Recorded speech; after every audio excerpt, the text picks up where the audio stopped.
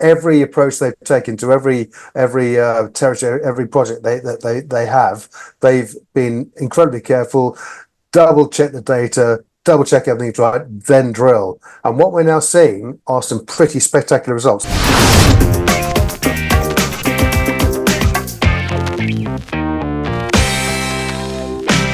And joining me on the podcast and on video is Alan Green, CEO of Brand and Communications. Joel. Good morning, Just. How are you? Oh, it's good afternoon, isn't it? Yeah. It is the afternoon now. Yes. We're both a bit topsy-turvy because, I mean, you've been, gallivanting around Germany on your motorbikes with your mates and stuff. I've been sort of moving house, which is not as exciting. Yeah. Well, it's a bit less fun, really, moving house. It's exciting moving house. It's a big change, but it's the most stressful thing, I think. Buying and selling houses is the most stressful thing you'll ever do in your life, really, because it's a big thing, and obviously your lives are turned upside down, metaphorically and literally. So well, do you know what we ordered sort of? I think we had a guy around, and fair play, my wife sold most stuff we didn't need, stuff from the attic, all that, or tipped it, rid of the tip and chucked it all out. So decluttered completely. We're quite minimalist anyway, but we don't hoard stuff at all. And so the guy came around and said, you probably need about 3 Luton vans. Took 5 Luton vans on the hottest day of the year. We were helping out the 2 guys doing it. And in fact, the 3rd guy, he bunked off somewhere in the afternoon. I think he was just exhausted.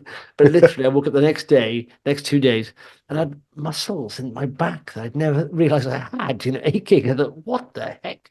It was absolutely exhausting day because it was very hot, just constantly sweating non-stop. And then, next day, I thought, God, those removal guys will have to get up and do this again. I mean, they're used to it a bit more than me, but I thought they're better. I mean, do you know what? I mean, it's hard. If you're an investor, it's been tough the last 2 years, but I'd still take that over moving people's furniture around day in, day out. It is a relentless job. I mean, you punish your body one day. I mean, you can learn a lot from these guys in terms of lifting techniques and all the rest of it, because they know how to lift stuff with putting the least amount of strain on the body, and obviously keeping the back straight and all the rest of it. That's very important. But removal men later in life, when they get up from chairs or a seating position, you can normally hear the bones crackling, and there's a general oof as they get up. So, fair play. I don't envy their position, regardless of how long. In fact, the older guy there, I think he's about just younger than me, and he said, "I can't keep doing this now. It's exhausting." I said, "Yeah, it's not a young man's game, is it?" It's not. It's not. Well, this is from my trip in Germany. We 4 of us, as you say, rode around Germany on motorcycles. We were staying in a town called Bad Wildungen, which is a spa town west of Dusseldorf. And of course, that was the night Germany played, and Germany won comfortably. And the town went mad. Everyone was driving around in cars and blasting the horns, as they would do if England won here. But the Germans were really celebrating. So we were sitting in this wonderful bar drinking this fantastic Weiss beer, and they were handing out whistles. So here's my souvenir whistle. Oh, nice. Yeah. Well, do you know what? Funny, Germany, of course, they came into this not on form, but they look the best team, I think. And in fact, I've got them on the soup steak, and we have a family soup steak going on. And I've got them. They're going to win it, I'm sure. I'm sure of it. I mean, will England come good? Could they discover some form? I think they've left players like Maddison and Grealish out. I don't think it's going to happen. And Gareth Southgate saying, "Oh, I wish we had Calvin Phillips again.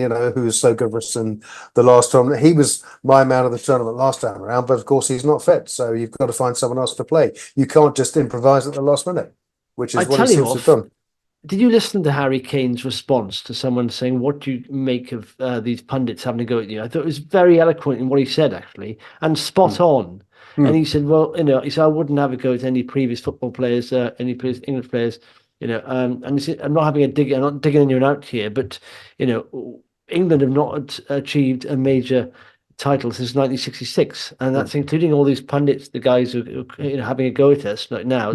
Having a go. I'm just saying." How hard it is, what the pressure's like being England, and I say it is a lot of pressure in England. They always want to win. So you have to understand that, just give them a bit of a break because it's hard. We don't need that. We prefer you, to be backing us. I understand you have to voice your opinions and stuff, but try not to be too harsh. And I think it was spot on. Or he wasn't nasty anyway. Just yeah. He's All these absolutely guys, right. Guy Lineker and what are they? Which majors did they win? They didn't win any Euros or Exactly. World Cups.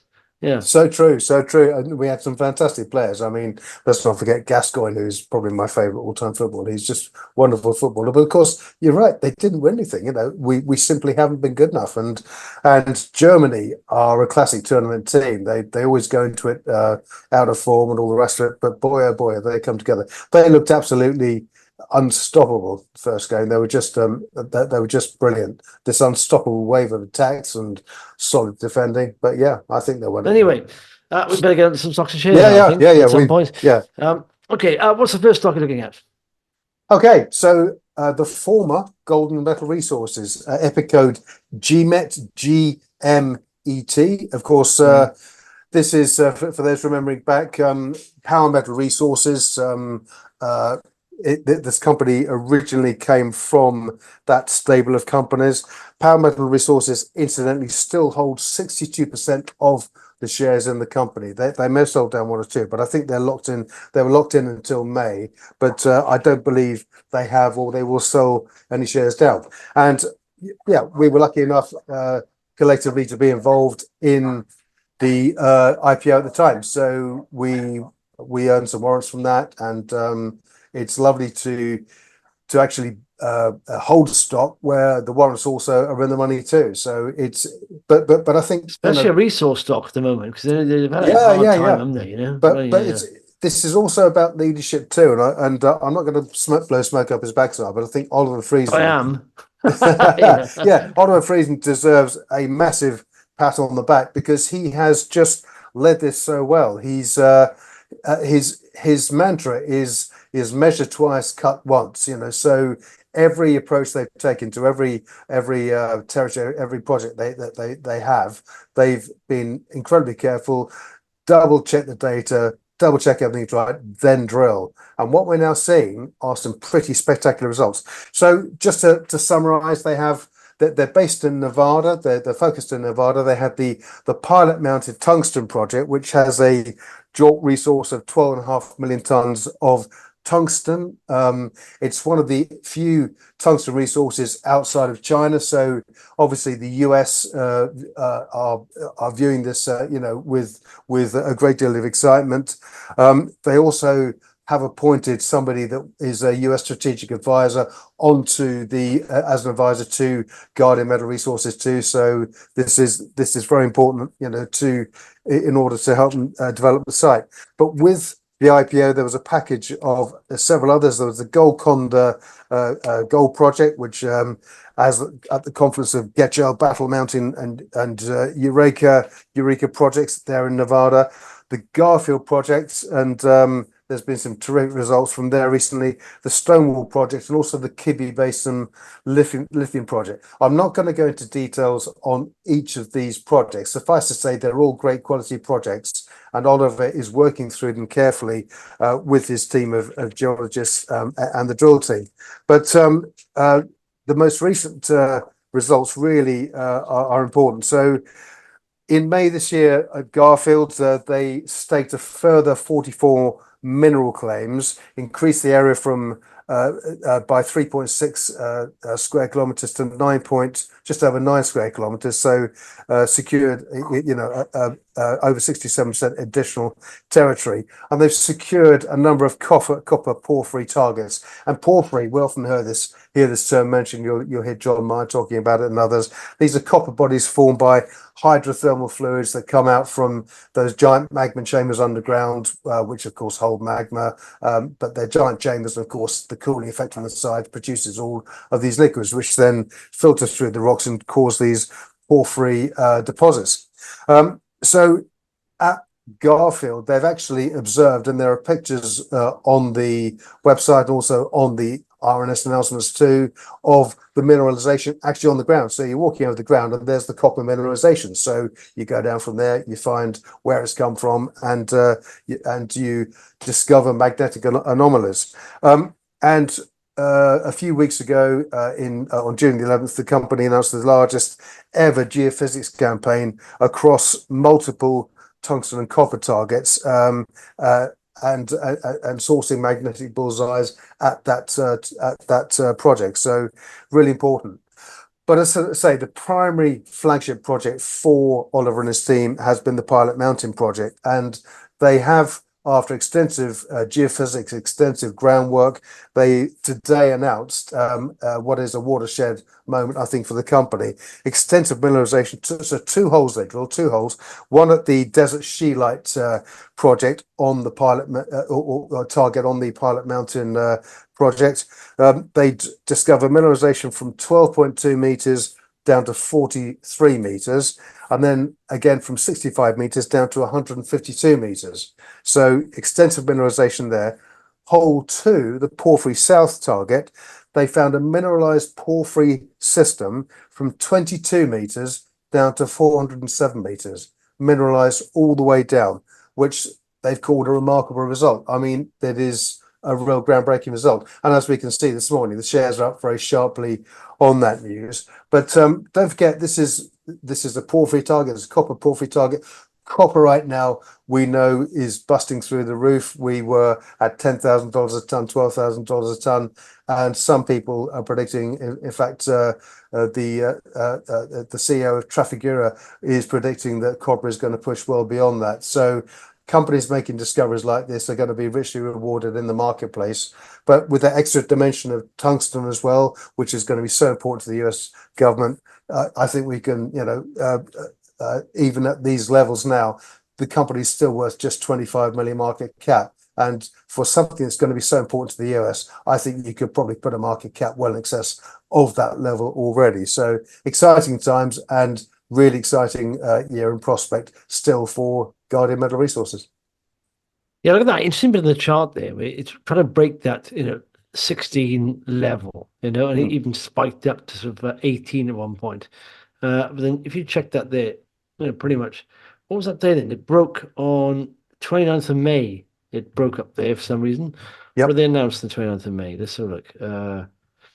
Was Well, it 20th of May? Yeah, Where it was the May 22nd. They expanded the Garfield project, so they added 22 additional. For the 44 mineral claims, taking it up to just over 9 square kilometers. They added 3.6 square kilometers of additional territory, having secured this copper porphyry target underground. And if you look at that announcement, you can see there are pictures of the mineralization on the ground at Garfield. So that's the one. So it really started moving up on the 29th, on the 29th then, or to Pilot Mountain. That was the project development. 29th. Okay, yeah. So Pilot Mountain was when the drilling started. Obviously, they were very excited. But what the team also do well, they use social media very well. So Oliver will be on site. He'll report from site. He's got his iPhone, his tripod, and he'll just talk through what they're finding when they're there. He's very good at articulating, stuff on the ground as it happens. And as a CEO nowadays, you've got to do that, and he's really mastered the art of it. So yeah, well done, mate. Yeah. No, companies need to communicate with shareholders. They own the company. It's like when you don't get companies announcing for like 3-4 months about anything. What are you doing? People don't understand that we're shareholders in the company. We're part owners of the company, so you should keep everyone informed, and at all different levels. What I don't like is when you get maybe institutions being informed about stuff and they're not private investors. Well, hang on a sec. Okay, you may own more shares, but we're still all shareholders, and you should always keep everyone informed, every shareholder informed, and that's, I think it's just, it's a duty of a decent CEO or board of directors, I think, It is, yeah. I think nowadays, with all the tools that are available, and given the way investors communicate and across these various platforms, it's really important to. Well, there's no excuse not to, is there? Really, there's no excuse not to. We've never been in a situation where you have so many outlets across, so many platforms. Why wouldn't you sort of, share news properly across all these channels and in equal amount? So whoever the investors are, in equal amount. Should be. So sometimes you get broker notes just for institutions. Well, hang on a sec. Why Yeah, is that? That's almost like there's inside information. It's like there's some good information there. Yeah, yeah. yeah, and it's almost inside information that because you give it to institutions and Mm, it's not a fair playing field, a level playing field for private investors. yeah, You yeah. know, share it. Okay, and you often get this criticism. It's one rule for a certain amount of people and another rule for others, and it's true within investing as well. But it should be level playing field. But it's nice that he's doing that, communicating straight there from the field, the site there. Okay, what's next, Al? Okay, so we spoke about this company a few weeks ago, Trufin, TRU is Oh the FA code. yes, no, I like Um, Trufin. I own some shares in Trufin for transparency. I've held them for a while, and I think it's one of these companies that genuinely has scalability, massive Scalability, scalability, yeah, because yeah. they're all the platforms digital pretty much, and yeah, I like them. But go ahead, Al. Well, so again, just to reiterate what we spoke about previously, it's a company, of course, operates a group of four technology businesses Well, in three now. well, that's right, yeah, okay. Well, early payment provision, invoice finance, and of course, console games publishing. Mm. Oxygen Finance, of course, part of Truspine since the IPO, been a real cornerstone and growth driver for the company, leading provider of early payments programs and control insights in the UK. Then, of course, got Satago, which is a fintech company revolutionizing invoice financing to help small and medium-sized businesses manage cash flow. One simple integration. It's a fully digitized solution, and they also through that provide a white label service, LAS, lending as a service, and they've got several groundbreaking partnerships, including one with Lloyds Bank, which has worked very well for them. And then, of course, they've got the gaming aspect of the business, which is PlayStack. They've reinvented games publishing. They've in-house developed developers that can create their own original IP, and but that technology suite enables them to identify great games and also help games manufacturers and indie games builders to monetize them. They've released over 30 games across 5 years, and it's been a great source of revenue for the company.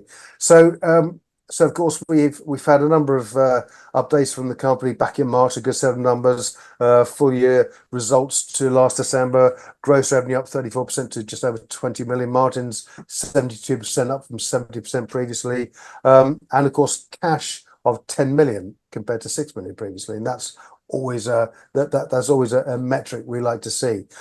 Update in May on trading. Trading expected to be significantly ahead of market expectations. That performance was driven by several games launched by PlayStack. So gaming had really driven this. Balatia and Abiotic Factor, a robust overall performance from the company.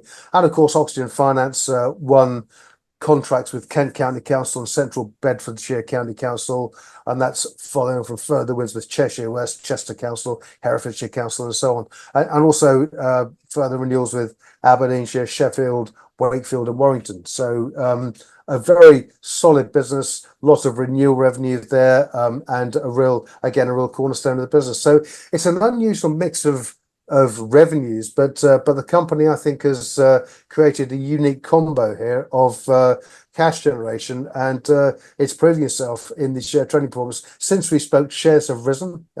Shares rose from the 77p when we last spoke about them. They've hit a year high, I think, of 86.5p. Company's trading at 84p now. Is that just? Yeah, 84p. 81. Do you want to look at that? On the 13th of this is a bit crazy. The market's been rolling over. If you look at AIM, I'll go the AIM all share indices, you can see what's been happening.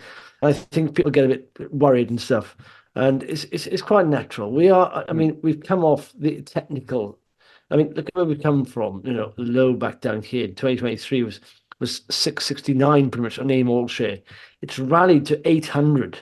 803 is the bull market, but it's come back down to literally 769. But when you get that kind of rally like that, a retracement pretty much 50% is not unusual. It's going to happen. So, but what I find unusual here, Trufin, is that it announced, significantly ahead of market expectations.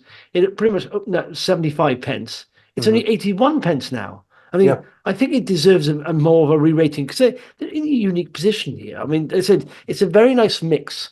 What I feel like it's like a vehicle with three jet engines. One's a small, steady jet engine, and it keeps the sort of maybe plane on trajectory. Then you've got sort of the play stack. It's a big of a jet engine, power up more, boom, and then you've got Stargo just kicking in because it's taking a while. It takes a while for like giants like Sage and Bank of Ireland and also Lloyd's to start implementing the systems. Now they've like auction of that public sector pay clients 59. How many public sectors are there? This is the number one in their field, right? So that's says there's all your due diligence. These public sectors wouldn't be signing up for these long-term recurring revenue contracts unless it was the best in field. Same with Otago and Lloyd's and Sage, and Bank of Ireland. They wouldn't be signing up. Lloyd's is one of the biggest banks in the UK. Sage, they're both FTSE 100 companies. I mean, it's literally a software developer's dream to create something that's adopted by FTSE 100 companies. No one dreams of that. Wow, it's amazing. So that is huge scale, and it's just starting. And they're already going to say EBITDA, are profitable. And like I said, they've got more games coming out, and already with PlayStack, they've had some major hits. And like I said, because let's say there we are. PlayStack's launched a Blatro, their fastest selling PC game. And even the second one, Abiotic Factor, was 250,000 units sold in the first 8 days of sales. What's nice though, when you get a big hit, first and foremost, like with what was the other one they had? That's coming back to I can't think what it's called the game they had, but that sold 1 million units, and yet you got follow-ups coming out. And it's easy to market those because it's from a cold start, knowing if I heard Mortal Kombat, sorry. So having Mortal Kombat, that's going to be, I think, next year. Mortal Kombat 2 is released, but the marketing's been done for that pretty much, because they sold 1 million units from it being an unknown game, and so it just caught on virally, and so they released 2 and 3 of that. Plus, they got about 3 other games I think this year to come out. I think people are missing the trick here. I mean, and the market cap, they're saying Sataga's worth within a year or so should be worth 100 million, and yet Trufin's entire market cap is not that. So I think, and I said they're very scalable. These companies are very scalable. And in the end, I said Oxygen was doing half the revenue, I think, pretty much, back a year and a half ago, and they was offered a takeout that was 26 million. So that's going to be, real numbers. So they're powering ahead auction. So they get, to buy that now, you probably have to offer over 50 million of that. So that's it. So and that's versus, that's versus like market cap. A market cap of how much? Not a great deal, is it? It's about it's about 80 million. isn't it? 80 million. Yeah. 86. So you got a double, and that's just start, man. Starga's just starting off here. It's not going to get any smaller. Starga. It's you're only going to see more banks sign up to it. And why? Because their software isn't as good. Like I said, Lloyd's had their own similar kind of product to Stargo, but they ended up just ripping it out because it wasn't as good. And to do that, you have to understand that, if Lloyd's had the money to make theirs as good as Stargo, they probably would have, because it creates less hassle. So let's be honest, Lloyd's have got the money, but they realized Stargo was so in advance of theirs, they just pull ours out to suit Stargo's. And so, I really like this company. I don't think people are seeing the huge potential here. I think it could be a. But I think the reason is simply because they want to be in the exciting stuff like mining, where there are big discoveries being made, and of course if you're in a company like Gold Metal, but a lot of the time, do you know what I write about this in the book of Release? A lot of the time, most of these companies come to nothing. You may get the odd standout performer, but it's few and far between. They'll have a rally, they come back down, they raise money, or they have a rally, and most of the time, going for higher risk reward plays doesn't play off, because what it means is, yes, there may be a bigger reward on offer, but the risk of getting there is a lot higher, and you're more likely to. You can go for a company that has potentially 1,000% upside, but the chance of getting there is probably 2 or 3%. Now, if you go for a company with 100% upside, you could get a 30% chance of getting there, which is a lot better risk reward. Indeed. Yeah. Anyway, you could probably tell I quite like Trufin, and I do hold. Yes. But please do your own research, everyone. Please do your own research, everyone, and don't take my word. No, these microcap companies that have cash generative assets like Citago, like Oxygen Finance and Playstack. They're valuable businesses, and I think they often perhaps don't get the recognition they deserve because perhaps they're not sexy. And Look at that. We're not even back yeah. at 2021 level. Mm, mm. It's like we're off that there, and their companies were a lot less advanced and developed back then, and they weren't even profitable back then, and they've had to do a fundraise since, and now they're going to be no more funds needed. They are going to be profitable. That's it on the funds they have. So it's Value will always out in the end. yeah. I know it well. That's why. Mm. That's why Yeah, I'm a holder. Okay, yeah. what's next, Al? Okay, so still with the TRU, I want to talk about Truspine, which is the medical device company. It's had a fairly tortuous couple of years, but there was a change in management earlier in the website is truspinetech.com. Yeah, And the company's undergone a pretty difficult couple of years. The company owns the IP to three spinal stabilization systems and treatments. The Servilock, which is currently with the FDA, an application went in last year to secure FDA approval in order to market throughout the world. There's also grasp laminoplasty, which is a system that helps take the pressure off the spinal cord at the top. And then the final one is Fasciolock, which the illustrations are fairly self-explanatory. They are basically locks on the spine which help to stabilize the spine and vertebrae that perhaps are not as strong as they would have been previously. So that's the core IP of the company. The IP was invented by an American, Frank Boehm, some years ago, and he sold the IP to Truspine. Then there were issues, as I say, with management over the past few years. But Jeff Miller, the fund manager and life sciences investor, came in as chairman early this year. He's put an awful lot of his own money in. He now owns 9.2% of the business, and he's brought in two non-execs in order to set up a robust corporate governance system and also a robust medical governance process as well. Sam Ogden-Salu is on the medical side, and Victoria Senna is the non-exec leading the other non-execs in operating corporate governance. And this is what shareholders and investors have wanted to see for some time. And as a result, we have seen a significant recovery in the share price, although it's still at very modest levels. The shares are trading below a penny before Jeff joined. A fundraising was done at 1.5p. Shares have since risen as high as just under 4p, and they've come back now. They're sitting at about 1.8p at present.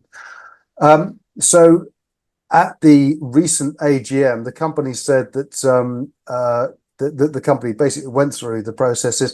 They've re-established a good relationship with the IP inventor, Frank Boehm, and Frank, he's essential to the business in terms of cooperating with him in developing the IP. He will take an active role going forward.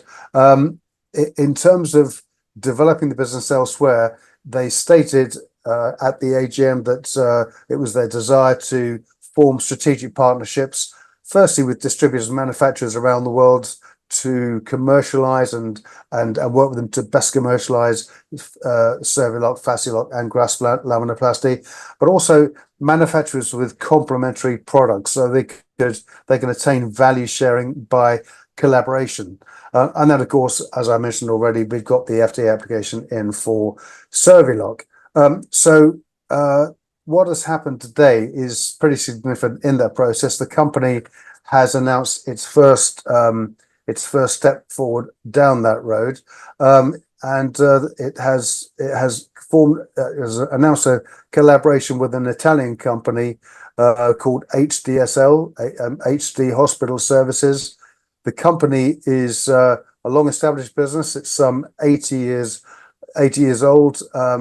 And the company will be working, Truspine will be working with HD Hospital, firstly to seek approval for its products and also to develop a commercial business plan. And Jeff Miller commented today, it's a really exciting development, exciting head of terms with HD Hospital.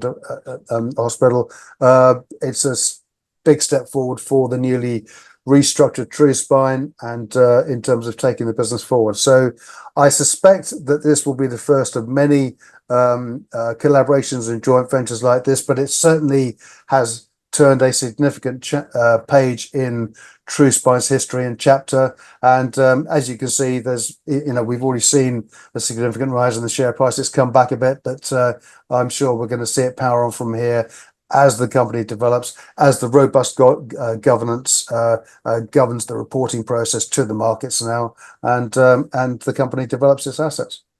Frank Bone, that's a good name. What's that? Frank Bone. Frank Bone. Yes, very good. Yeah, Boehm. Yeah, not Bone. Boehm. No, I thought it was Frank Bone. No. Middle name back. No, yeah, back. Yeah. Very good. Yeah. Very good. Marvelous stuff. Do you ever have problems with your back, Al? Well, I've always had years ago, I was rebuilding an old motorcycle. I lifted an engine and I squished one of my little vertebrae. Not the vertebrae, the little cushion sponges between the vertebrae, and I squashed it, but I've spoken since to an osteopath, and apparently these do cartilage. That was what I was looking for. They do repair themselves, and I work with an osteopath, and I've kind of alleviated it. But if I do go and lift something now, then I'm aware of it. I've just got to do some exercises to alleviate it and stop the spine from compressing. But it's important that you look after your spine. Yeah. Well, it's good you work with an osteopath, not a sociopath. Otherwise, if you got the wrong person, they wouldn't help you at all. Well, that's it. Yes, you'd wonder. Just punches you in the back. There we are. Yeah. There you go. Get over that. Yeah. Get over that. Get over that. You whinging idiot. yeah. Hypochondriac. I see the problem, Alan. It's hypochondria. Yes. Right. Yeah. Get out. Yeah. Marvelous stuff. Cheers, Matt. Al. We'll speak next week. Cheers, Justin.